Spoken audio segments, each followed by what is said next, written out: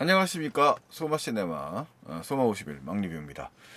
뭐 저희 채널이 항상 한계가 많습니다만 오늘 또 아주 재밌는 영화를 봤으니까 이 영화 얘기를 좀 안 할 수가 없네요. 벤 애플렉 감독의 영화고요. 벤 애플렉은 바로 그 영화 배우 벤 애플렉 이 양반입니다.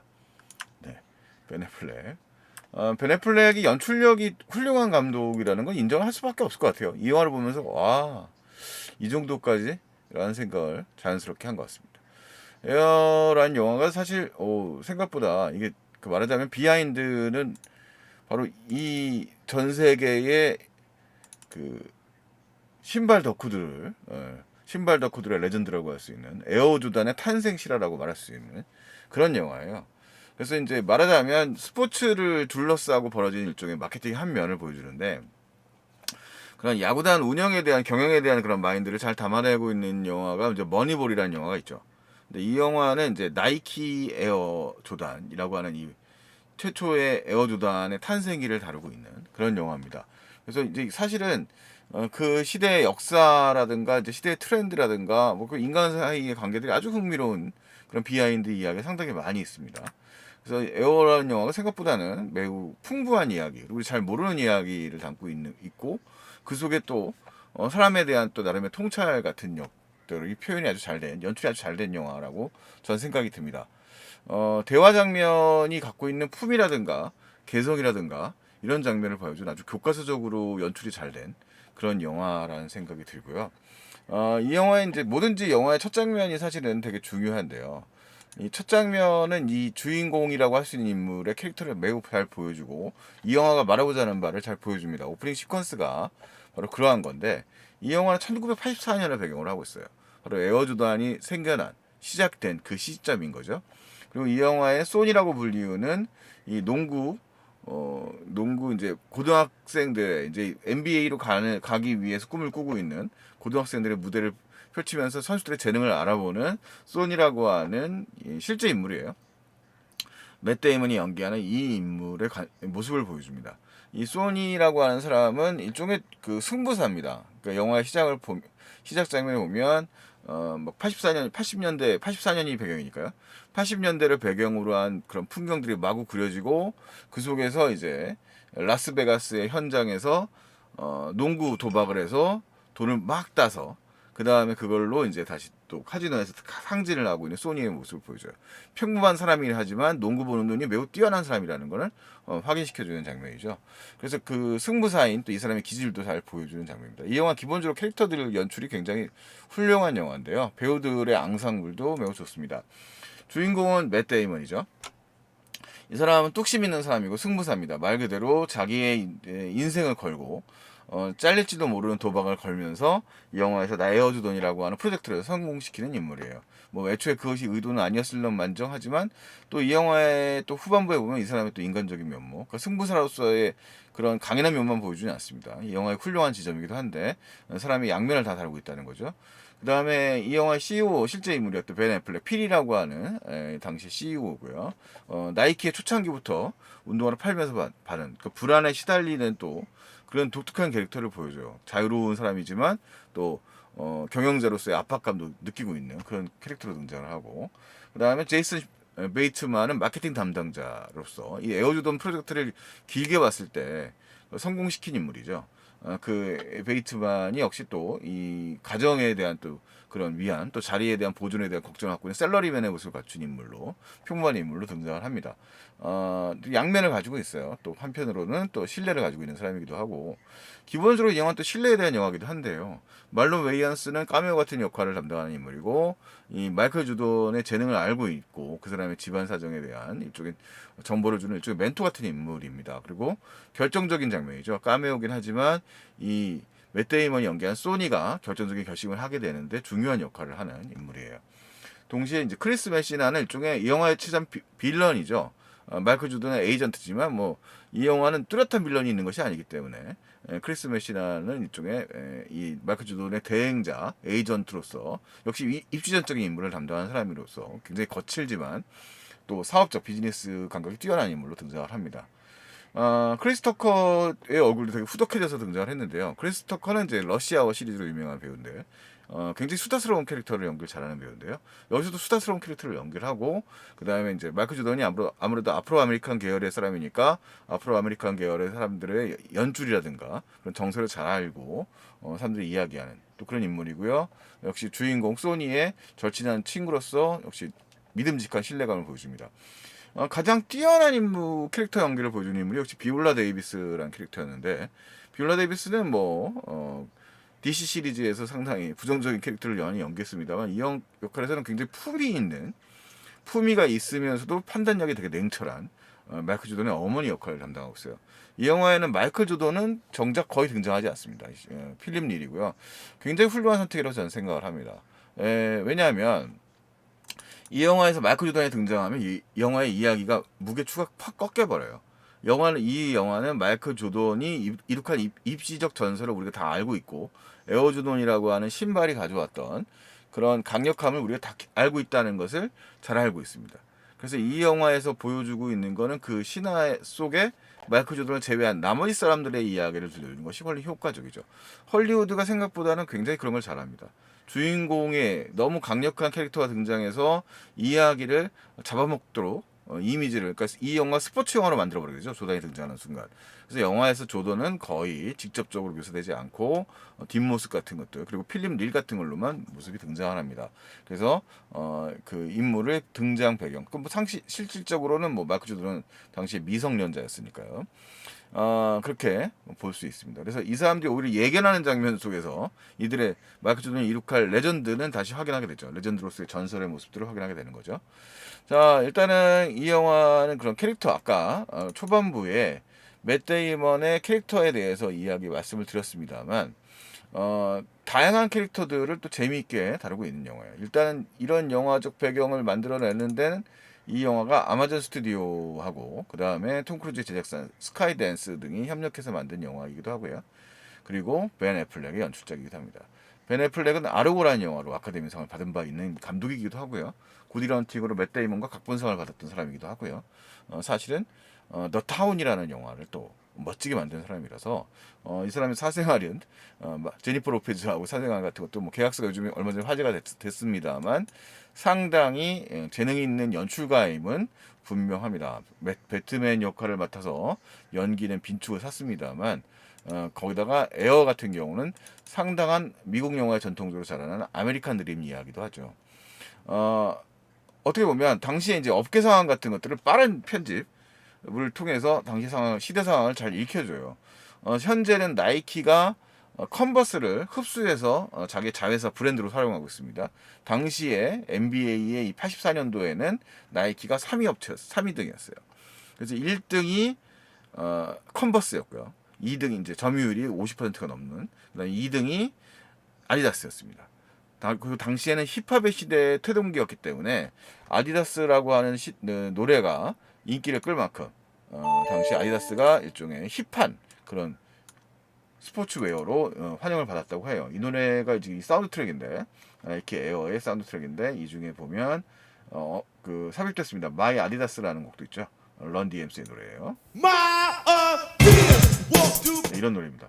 그리고 이 노래는 그 영화적 분위기를 잘 보여주기 때문에 처음에 시작할 때 나오는 음악이 바로 다이어 스트레치의 머니 포 나싱이고, 네, 좀 시간이 걸리네요. 그 다음에 본인 더 USA의 가사에 대한 언급이라든가, 그 다음에 타임 애프터 타임 후반부에 나오죠. 그 다음에 캠프 파이어 필링 같은 아리오 스피드 웨건의 노래라든가 당대 히트곡들이 쫙 들어가 있어요. 그래서 시대적 분위기를 아주 잘 살리고 있는 영화입니다. 고증도 잘 되어 있고요. 80년대, 4년인데, 그러니까 이제 헐리우드가 자본이 뛰어난다고 한다는 게 장점이 그거죠. 그러니까 시대극의 분위기를 또 내는데 아끼지 않고 프로덕션 디자인 같은데 애를 쓴다는 겁니다. 그런 이야기들을 잘 구성하고 있는 영화고요. 이 에어라는 영화의 그 배경 자체가 이제 그런 커팅어 레전드라고 하는 헤더 카피를 사용하고 있는데, 그런 배경 속에서 영화가 창조됐고, 아주 그 대화라든가 캐릭터들이 무슨 그렇게 큰 선과 악의 대결 같은 건 있을 수 없는 비즈니스 드라마잖아요. 오피스 드라마인데 그 드라마 상황에서 캐릭터들을 잘 살려가지고 매우 매력적인 이야기로 구성을 해놨어요. 그래서 이 사람들이 범상한 사람들은 아닙니다. 말하자면 괴짜들이 만들어낸 기적 같은 이야기인 거죠. 그래서 아주 흥미롭습니다. 물론 실패담이 아니고 우리는 다 결과를 알고 있죠. 지금 나이키라고 하는 회사는 에어조단의 매출이 더 큰 걸로 알려져 있고 아직도 매년 뭐 상당한 엄청난 액수를, 그러니까 지금 스포츠 스타 중에 1위는 마이클 조던이잖아요. 그 수입 1위는. 그래서 그런 사실을 알고 있는 우리들한테는 마이클 조던의 위력이라는 게 엄청난 뭐 그렇습니다. 전 세계 스포츠 부자 1위 이거 얼마 전 나온 기사인데요. 마이클 조던입니다. 비록 기사는 손흥민이 나오고 있습니다만, 그래서 이 여기 뭐 나오네요. 마이클 조던 1인데 얼마냐? 샬럿 호네츠의 구단주예요. 2억 8,982억입니다. 이 중에 상당수는 에어조단에 있죠. 그 이유는 지금 마이클 조던이 그 얻는 수입의 상당수는 계약에 의한 거예요. 그러니까 아무도 예상하지 못했죠. 이 당사자들조차도 에어조던이 이렇게 성공할 줄은 몰랐을 거고, 사실은 고등학교 때 그냥 재능만 보고 이 소니라는 인물이 재능을 보고 밀어붙여서 맺어진 계약이고, 그 재능을 알아본 소니와 그 다음에 그의 어머니, 마이클 조던의 어머니가 바로 이 주역입니다. 이 영화에서 가장 큰 주역이에요. 그래서 이 영화에 소름 돋는 장면들이 몇 개 있는데, 이 두 사람이 만나서 대화를 나누는 장면들, 그렇게 우호적이지만 팽팽한 그런 연출이 매우 훌륭합니다. 그래서 이 영화처럼 또 최근 들어서 이렇게 대화 장면이 흥미롭게 흘러가는 영화들을 많이 못 본 것 같아요. 몇 가지 장면들이 굉장히 흥미로웠었는데, 조던이 이제 이 소니의 노력에 의해서 이렇게 이 원래 금지되어 있거든요. 에이전트를 거쳐서 대화를 하는 것이 일반적이었고 선을 넘어서 무리수를 둔 겁니다. 소니가 이 영화에서 보면. 근데 그 소니의 그 선 넘은 행동으로 인해서 미팅이 이루어지고, 그 미팅을 준비하는 과정에서 팀원들이라고 할 수 있는 이 아까 말씀드렸던 네 명의 캐릭터들, 요 맷 데이먼, 맷 데이먼, 그 다음에 벤 애플렉, CEO죠. 그 다음에 마케팅 팀장인 제이슨 베이츠먼, 그리고 이제 이 선수들 관리를 담당을 하고 있는 크리스토퍼가 연기하는 이 캐릭터들이 모여서 막 회의를 하는 장면들 같은 거를 우리가 마이클 베이식의 360도 팬을 통해 가지고 긴장감을 만들어내는 그 장면을 사용하고 있어요. 그래서 이 영화의 하이라이트는 마이클 조던의 그런 농구 장면이 아니라, 농구 장면은 거의 뭐 그 자료화면으로만 사용되니까요. 장면이 아니라 이런 대화 장면들이었던 거죠.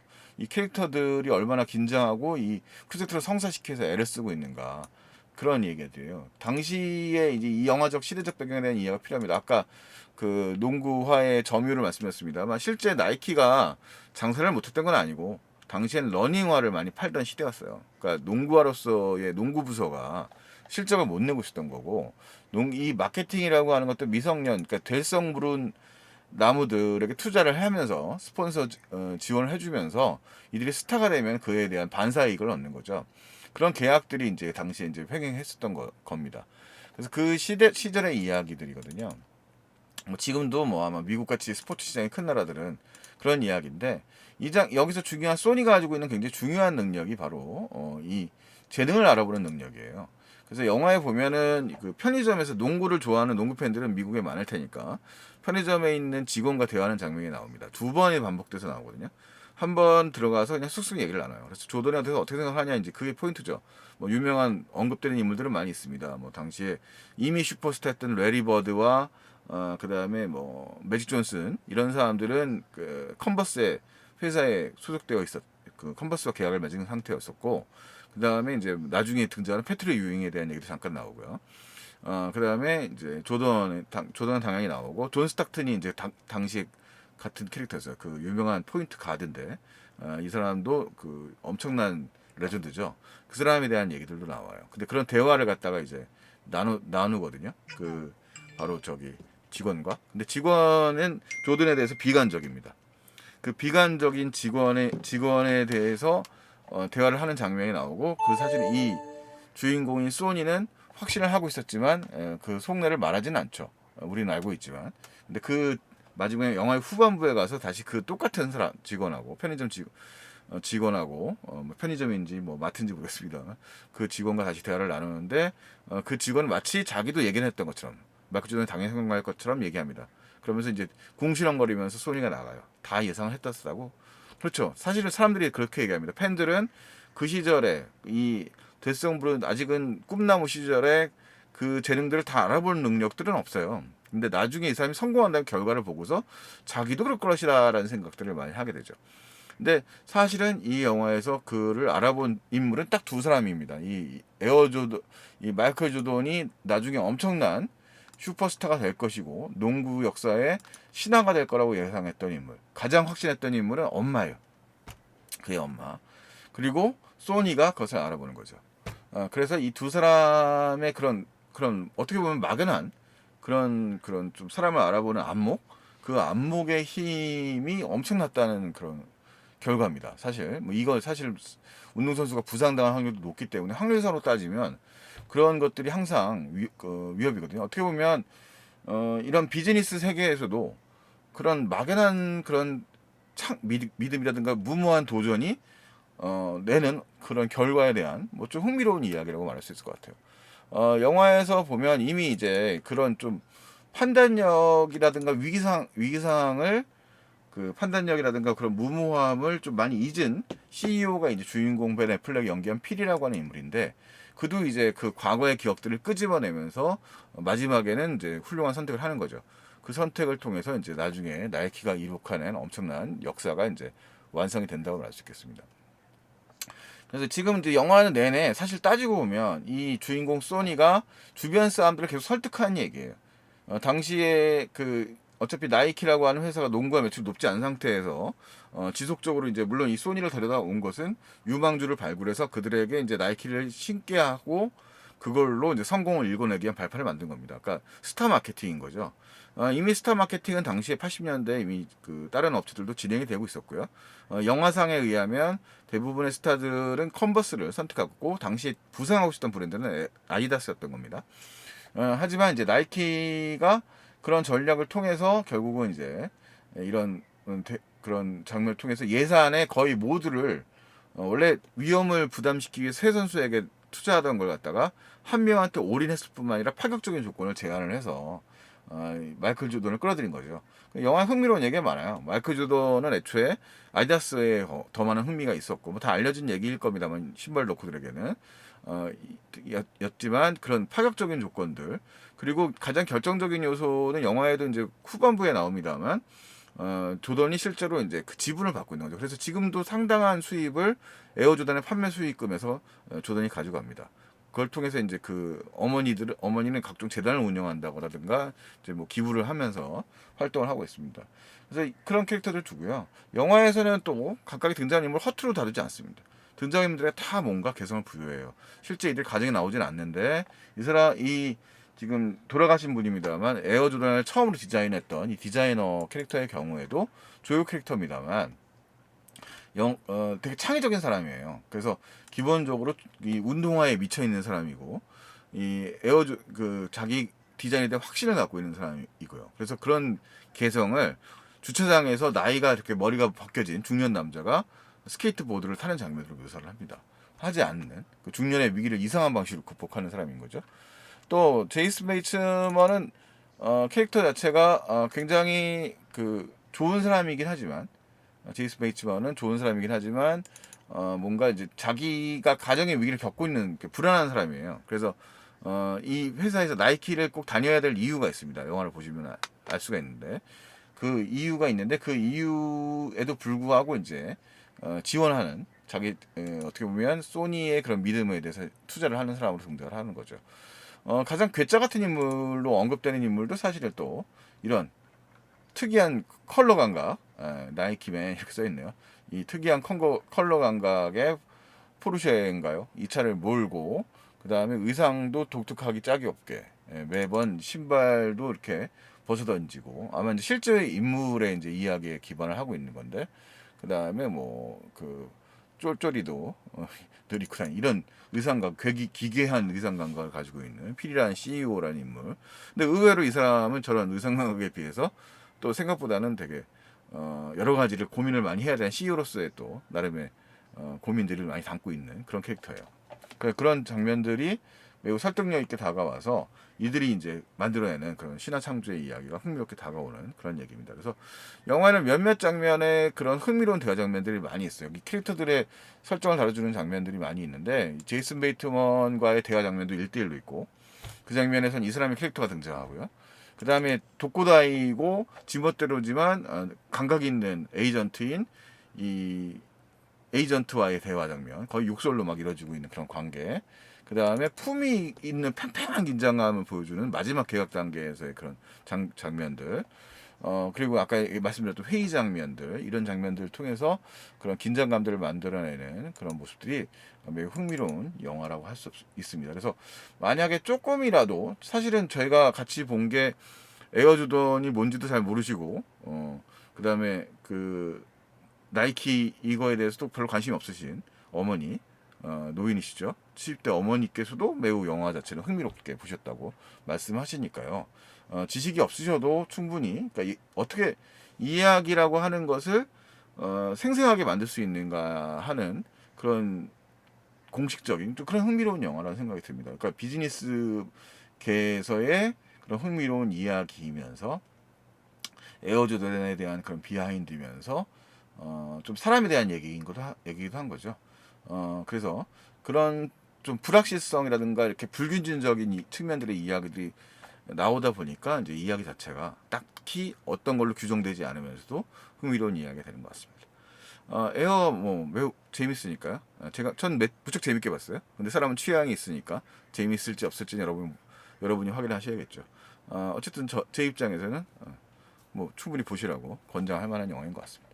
에어 잘 좀 떠들어봤습니다. 다음에 또 다른 영화로 다가오도록 하죠. 안녕히 계십시오.